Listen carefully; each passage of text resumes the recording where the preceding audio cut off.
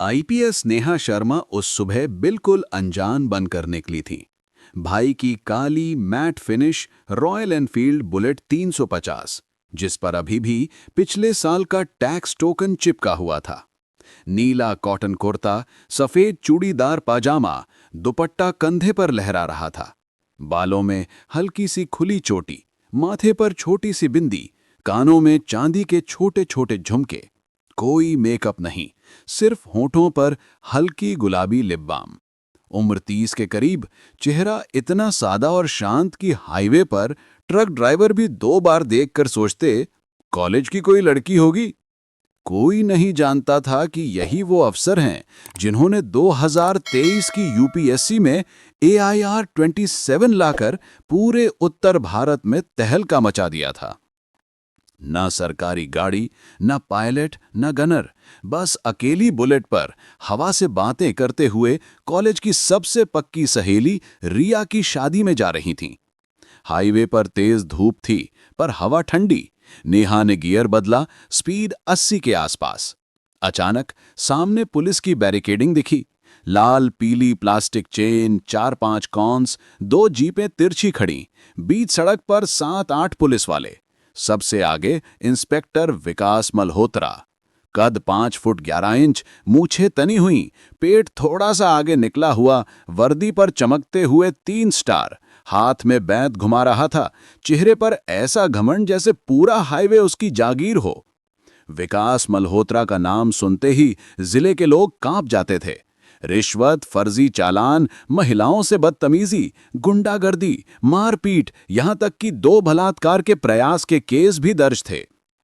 पर हर बार केस दब जाता।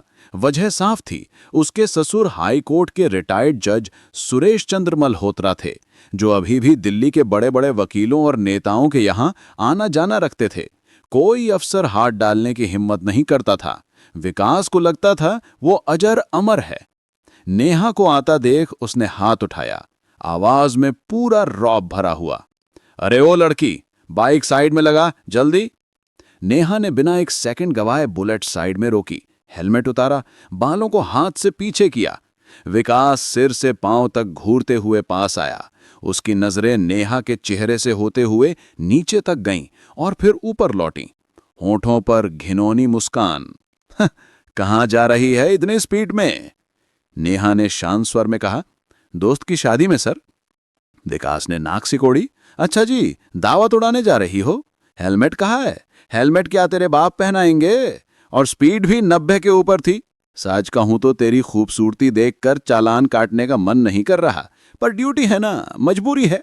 चल 5,000 का चालान काटता हूं, या फिर कुछ और तरीका भी निकल सकता है। कहते हुए उसने आंख मारी। उसके साथी सिपाही हंस पड़े।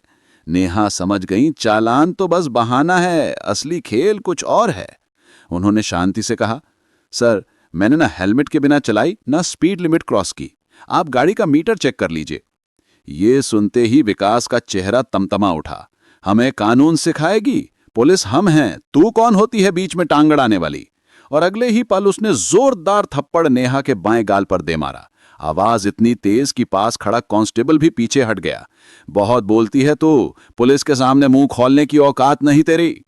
नेहा का सिर एक तरफ झुक गया, गाल पर 5 उंगलियों के लाल निशान।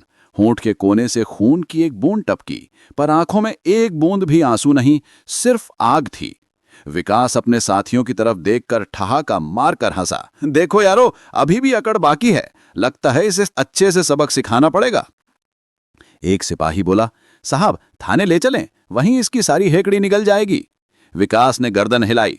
हाँ भाई, थाने ले चलो, वहीं पता चलेगा पुलिस से कैसे बात करते हैं। 2 सिपाहियों ने नेहा के दोनों हाथ पकड़कर खींचने लगे। नेहा ने हाथ झटक दिया और सख्त आवाज में बोली, मुझे हाथ लगाने की हिम्मत भी मत करना, मैं खुद चल लूंगी। विकास का गुस्सा साथ में आसमान पर। उसने चिल्लाकर कहा, इसका घमंड तोड़ो। एक मोटा सिपाही आगे बढ़ा और नेहा के लंबे बालों को मुट्ठी में पकड़कर जोर से खींचा। दर्द से नेहा के मुंह से चीख निकल गई, पर फिर भी वो चुप रही। दूसरा सिपाही गुस्से में नेहा की बुलेट पर लात मार के गिरा दिया। बुलेट सड़क पर लुढ़क गई। साइलेंसर से चिंगारियां निकलीं। बड़ी आई अमीरजादी बनने वाली, अब तेरा खेल खत्म। विकास गरजा, ले चलो थाने, वहीं इसकी सारी नेतागिरी निकालेंगे। दोनों सिपाहियों ने नेहा के हाथ पकड़कर जबरदस्ती जीप में ठूंस दिया। रास्ते भर विकास पीछे की सीट पर नेहा को घूरता रहा। नेहा खिड़की से बाहर देखती रही। दिमाग में बस एक सवाल कि अगर एक आईपीएस के साथ ऐसा हो रहा है तो आम औरतों का क्या हाल होता होगा। थाने पहुंचते ही विकास ने कुर्सी पर धड़ाम से बैठते हुए चिल्लाया, अरे कोई चाय पानी लाओ, समोसे पकौड़े जो भी मिले लाओ, आज स्पेशल केस आया है। फिर अपने चहेते कांस्टेबल राजू को पास बुलाया और फुसफुसाया, इस पर फर्जी केस बना दो, धारा 420, 384, 354D, 307 तक का प्रयास भी डाल दो। चोरी, ब्लैकमेलिंग, मारपीट का प्रयास, जो मन करे बस इसे अंदर डालो, इसकी सारी अकाड़ निकालनी है। लॉकअप का दरवाजा खोला गया। अंदर पहले से एक सब्जी बेचने वाली बुआ बैठी रो रही थी। नेहा को धक्का देकर अंदर ठूंस दिया गया। बुआ ने रोते हुए बताया, बेटी मैं रोज सब्जी बेचती हूं। विकास मल्होत्रा रोज फ्री में सब्जी ले जाता था। एक दिन मना किया तो झूठा केस लगाकर अंदर डाल दिया। मेरे 3 बच्चे घर पर भूखे हैं। नेहा की मुट्ठियां भिज नहीं। लॉकअप की दीवारें गीली, फर्श पर कीचड़, बदबू ऐसी कि सांस लेना मुश्किल। बाहर विकास टेबल पर बैठा कलम घुमा रहा था। नाम बता अपना, पूरा नाम, घर का पता, पिता का नाम, सब बता। नेहा चुप। विकास ने मेज पर मुक्का मारा, बहरी है क्या, नाम बता। नेहा ने धीरे से कहा, नेहा। विकास ठहाका मारकर हंसा। बहुत चालाक है तू, ज्यादा अकड़ दिखाई तो अभी तेरी सारी अकड़ निकाल दूंगा। फिर उसने सिपाहियों को इशारा किया। 2 सिपाही आगे बढ़े और नेहा को दूसरे और भी गंदे लॉकअप में ले गए।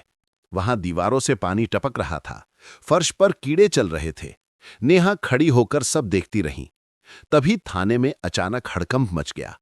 एक ईमानदार अफसर राघव मेहता का आगमन हुआ। राघव मेहता की पूरे राज्य में वाहवाही थी। वो थानों का औचक दौरा करते थे। लॉकअप की हालत देखकर उनके चेहरे पर गुस्सा उबल पड़ा। विकास मल्होत्रा, ये क्या तमाशा लगा रखा है? विकास ने हल्की मुस्कान के साथ कहा, कुछ नहीं सर, बस एक सड़क छाप लड़की होशियारी दिखा रही थी, सबक सिखा रहे थे। राघव को शक हुआ। वो लॉकअप के पास गए, नेहा को गौर से देखा। हाव भाव, खड़े होने का तरीका कुछ अलग था। आपका पूरा नाम? नेहा अब भी चुप। ठीक उसी वक्त बाहर सायरन बजा। सफेद एम्बेसडर, लाल बत्ती, आगे पायलट। डीएम अंकुर गुप्ता सरप्राइज विजिट पर थे। जैसे ही वो अंदर घुसे, पूरा थाना सांस रोके खड़ा हो गया।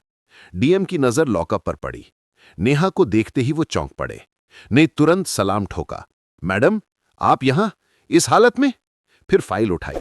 उसमें लिखा था, आरोपी नेहा, उम्र 30, अपराध धारा 420, 384, 354D, 307 प्रयास। डीएम की आवाज थाने की छत से टकराई। विकास मल्होत्रा, तुम्हें पता भी है ये महिला कौन है? ये इस जिले की नवनियुक्त आईपीएस नेहा शर्मा है। पूरे थाने में सन्नाटा छा गया, जैसे कोई बम फटा हो। विकास मल्होत्रा के पैरों तले जमीन खिसक गई। जिसके गाल पर उसने थप्पड़ मारा था, जिसके बाल खींचे थे, जिसे घसीटा था, वो इस जिले की आईपीएस थी। नेहा अब खड़ी हो गई। आवाज शांत पर इतनी ठंडी कि सब कांप उठे। इंस्पेक्टर विकास मल्होत्रा, तुम इसी वक्त सस्पेंड किए जाते हो। तुम्हारे खिलाफ विभागीय जांच और आपराधिक मुकदमा दर्ज होगा। अभी के अभी हथकड़ी लगाओ इसे। विकास घुटनों के बल गिर पड़ा, रोने लगा। मैडम मुझे माफ कर दो, मैं नहीं जानता था। नेहा ने ठंडी नजरों से देखा। अब बहुत देर हो चुकी है। फिर डीएम की तरफ मुड़कर बोली, सर यह सिर्फ एक इंस्पेक्टर का मामला नहीं है, पूरा थाना सड़ चुका है। मुझे शक है कि कड़ियां ऊपर तक जाती हैं। विकास ने आखिरी दांव खेला, हंसते हुए बोला, मैडम आप सोचती हैं सिर्फ मैं अकेला हूं? पूरा सिस्टम मेरे साथ है। ये सारे कांस्टेबल, हवलदार, यहां तक कि एसएचओ साहब भी शामिल हैं। फाइलें ऊपर तक जाती हैं। कई सिपाही नजरें झुकाकर खड़े हो गए। नेहा ने डीएम से कहा, सर अभी एंटी करप्शन ब्यूरो को बुलाइए, पूरे थाने की तलाशी लीजिए। डीएम ने तुरंत फोन मिलाया। 2 घंटे बाद एसीबी की 4 गाड़ियां थाने पर पहुंची।